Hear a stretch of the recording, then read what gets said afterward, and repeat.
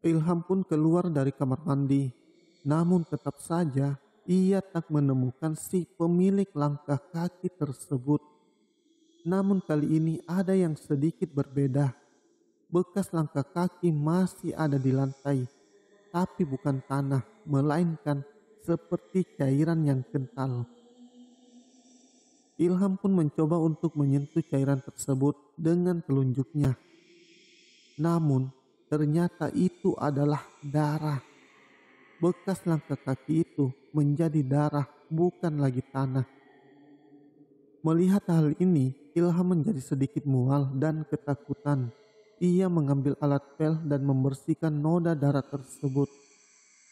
Ia tak yakin apakah sudah bersih atau belum.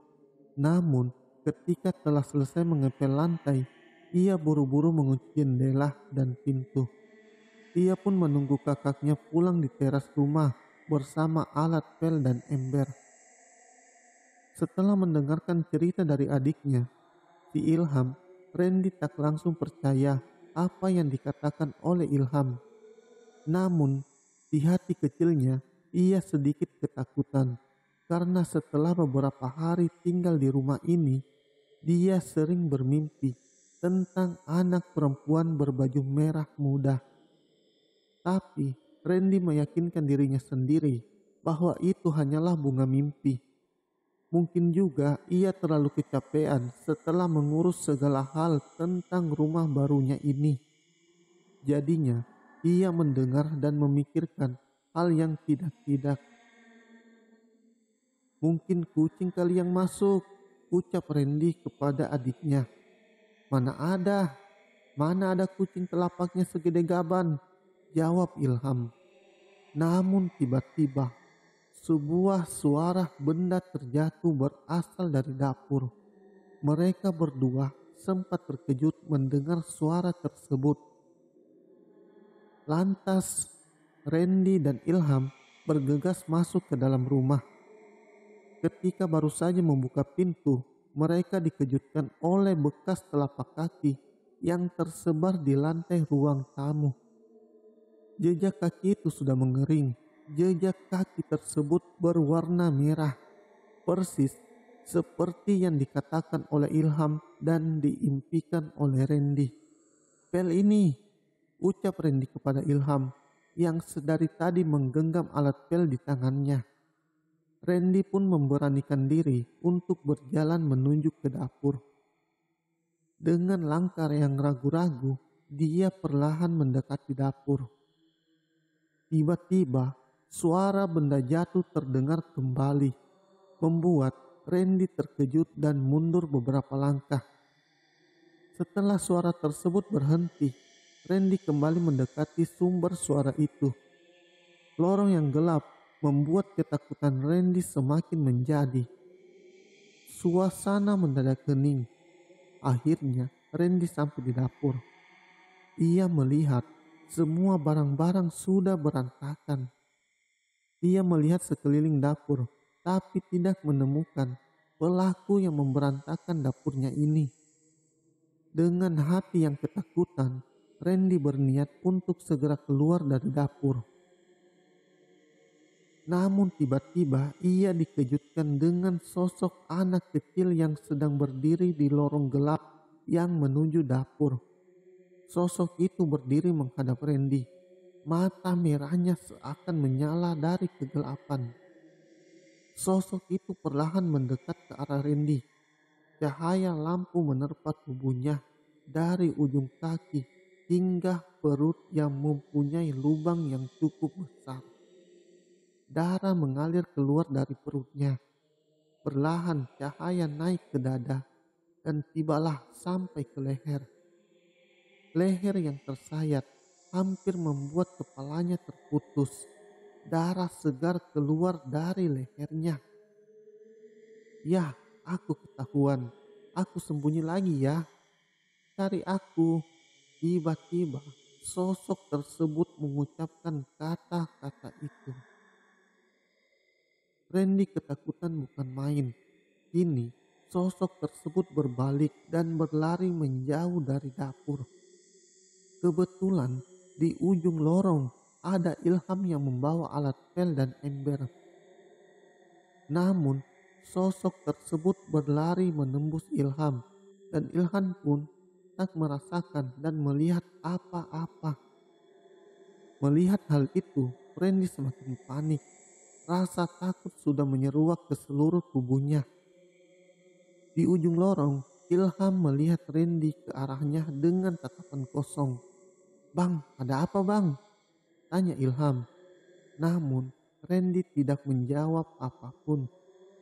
Tiba-tiba Randy terjatuh, membuat Ilham berlari ke arahnya dan menjatuhkan alat pel dan ember di tempat di mana sebelumnya ia berdiri. "Bang!" teriak Ilham. Randy terjatuh ke lantai, tubuhnya mengeras, tatapannya melihat ke atas, seluruh syaraf tubuhnya tegang, nafasnya tersengal-sengal. Ilham pun panik, ia berlari keluar rumah untuk meminta tolong. Setelah beberapa kali berteriak minta tolong, tidak ada satupun manusia yang menjawab. Ilham kemudian bergegas kembali ke dalam dan mengambil ponselnya. Ia menelpon kedua orang tuanya perihal kondisi Randy. Ia pun menelpon Bella, pacar Randy, dan beberapa temannya yang bisa membantu. Ilham pun bergegas kembali ke dapur untuk melihat kondisi Randy. Saat itu, kejang-kejang Randy sudah berangsur berhenti. Kini, ia tak sadarkan diri di lantai dapur. Ilham berusaha membawa tubuh Randy ke sofa ruang tamu. Ia pun berharap seseorang datang untuk membantunya. Berbeda dengan Ilham yang melihat Randy tak sadarkan diri, Randy sendiri melihat aktivitas lain. Dirinya seakan dibawa ke alam lain ketika melihat anak kecil itu berlari melewati Ilham. Saat melihat anak kecil itu berlari, Randy berusaha mengejar. Ia meneriaki Ilham, namun Ilham seolah tidak mendengar teriakan Randy. Ia pun berlari menuju Ilham. "Ham, lu lihat bocah tadi nggak yang lari-larian?" sahut Randy. Namun Ilham tidak menjawab. Dalam pandangan Randy, tiba-tiba Ilham berdiam diri di ujung lorong. Waktu seakan berhenti. Tak ada aktivitas apapun. Ketika melihat jam dinding, jarum jam sama sekali tidak bergerak. Ketika Randy akan menyentuh Ilham, tiba-tiba pandangannya menjadi runyam, gelap. Namun, tak lama kemudian, pandangannya berangsur kembali. Tapi, saat Randy mulai membiasakan pandangannya, Ilham tidak ada di depannya. Ia pun merasa asing dengan apa yang ia lihat. Semua perabotan yang ada di rumahnya terlihat seperti ketinggalan zaman. Ia pun memanggil-manggil nama Ilham, namun tidak ada jawaban. Lalu, Randy berjalan menuju ke ruang tengah.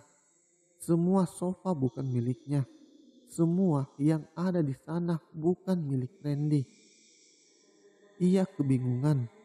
Bukankah tadi ia ada di dapurnya? Namun sekarang barang-barang yang ada di rumahnya terasa asing. Randy pun keluar untuk melihat nomor rumahnya.